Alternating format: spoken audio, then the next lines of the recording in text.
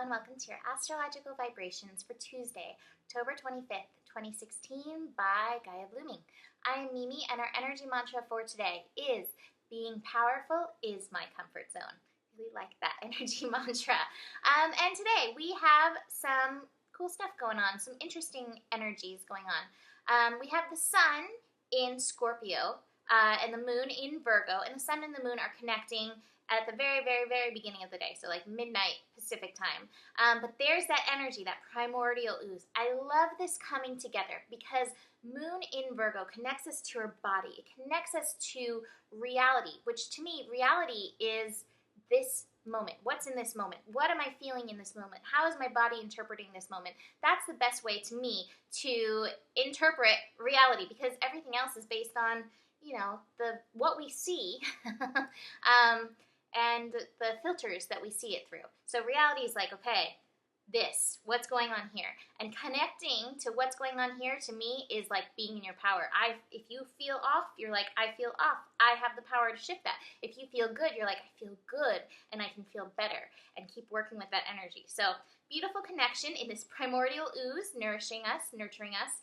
And then through the day, we've got some interesting connections going on. We have the moon in Virgo squaring Venus, moon opposing Neptune. So this is a T-square, mutable T-square, and Venus squaring Neptune. So moon, which can tune us into our emotions, it can tune us into that which is hidden, and it's really wanting us to tune into our body.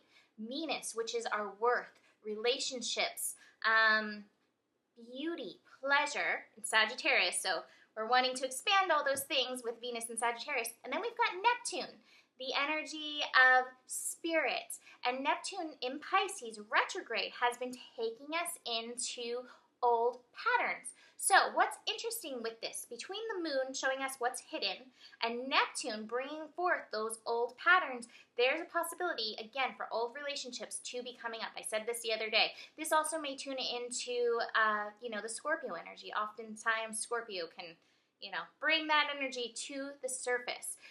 It's also interesting because, with this mutable energy, I've talked about this before, sometimes it feels like you're at a crossroads, you're not really sure what to go. Mutable energy is changeable. So it's like, I'm changing from minute to minute. I'm not really sure what's right. I'm almost getting a feeling of wishy-washiness. And it's kind of like, I could go this way or I could go that way. I'm feeling the Pisces, which is like, I'll swim this way and then I'll swim that way. So we're going to have that energy. What is serving us right now, however, is we have Mercury in Scorpio and the sun in Scorpio as well. Mercury in Scorpio has our mind attuned to what's really going on below the surface. Now with this, your eyes are open. You feel, you see, you sense what's really going on. However, it also, you need to be aware because Scorpio can go the route of paranoia or things are out to get me, and I personally prefer pronoia, like everything's working out for me. Not everything is calculated. Not everything had a specific word, but I guess I'll write that out later because I can't read what I said and it's not coming right now. But not everything is trying to undo you. So try to look from those eyes like things are working out for me. Be in your power. Come back into the powerful comfort zone as you move through this energy. But, don't think that everything's trying to sweep the rug out from underneath your feet. Just be aware. Also, moon in Virgo and Neptune in Pisces, that connection to me is like there are signs along the way. Look at the signs. Pay attention. Don't dismiss these things, especially if you feel them. Okay, this is information for me. I'm taking it as I go along and letting it show me, what there is. The moon is also going to be connecting to Saturn and Sagittarius. So that's like, what do I really believe? What's true for me? And if you're standing in your power, that's all that's going to be, important. Another thing with this too is that, with the Sagittarius energy, we had Mars in Sagittarius for so long. So we were like focusing on our goals and, with Venus now in Sagittarius and making these connections based on things that are coming forward, based on you stepping into this next level of power in yourself, recognize where maybe, some of those things that you were aiming for during Mars and Sagittarius, maybe they've been upgraded. And so now it's time to allow the upgrade to come through and let those other things fall by the wayside. So let me show you my cards. harmony. So this may be in outside relationships, but really this is, you know, heart and mind, heart and third eye, heart and intuition working together for you. You know, so you can be in that power, and this is part of getting embodied in your body. I've got slow down, everybody, you're moving too fast. Frames can't hit you when you're moving like that. I've got the miser and I've got turning in. And what I think with the miser, it's actually going to come up with these other cards I have. Where are you still holding back? Where are you not stepping into your power? The turning in, the slowing down, the harmony is asking you to get with that. So I've got cards from the fairy tale deck and the shadows and light deck. And funny enough, both cards are card 15. So I was like, 15? Oh my God, they're both 15. What does this mean? 15, first of all, is a 6. That's that Venus energy, so that balance, that harmony, that pleasure energy, the harmony, like we had the harmony card. But it's also the degree that Pluto is at. Pluto is at 15, and Pluto resonates with Scorpio energy. And Pluto, again, wants to empower us. Pluto is asking us to look at the shadows and look at the light.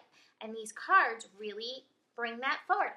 I love how the universe talks to us. I've got Mildew Fairy. And Mildew Fairy is like, think of ways of decreasing your stagnant moisture, your stuck emotions, and increase your airflow in yourself. So this is about being willing to go to those places. And I love this fairy tale card, because this fairy tale card, I'm going to try to paraphrase as much as I can. It's the Goose Girl. So the story of the Goose Girl, to break it down, is basically this girl, this princess, is going to go on a trip to a kingdom. And she's being sent with her servant, and her mother gives her basically a talisman. She gives her a handkerchief with 3 drops of her blood. And the servant on the way refuses to bring her water, to give her her golden goblet of water. And it sounds very spoiled to me, but still, there's a point to this story. And so the princess leans over into the stream and falls in and loses her handkerchief. And then basically the servant steals her identity. They end up at the kingdom, and the princess has become this goose girl. And what I get from this, and basically, long story short, like the king finds out and, you know, does away with the servant, and the princess can step back into herself. But that's the moral of the story, is like, be true to yourself. Step into your power. Where are you letting the servant, which sometimes the servant is, you know, representative of the mind, take away that power? Being powerful is my comfort zone. Coming back into that mantra.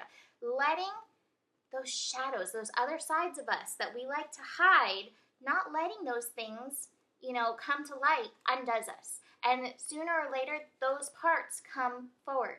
And so this is why we have Scorpio time, to identify those things and work with them so that we can step into our divine royalty. So that's basically my interpretation of the fairy tale card and the Astro today. So have a beautiful day. Book a reading if you want to dive in deeper, and I will see you tomorrow. Namaste.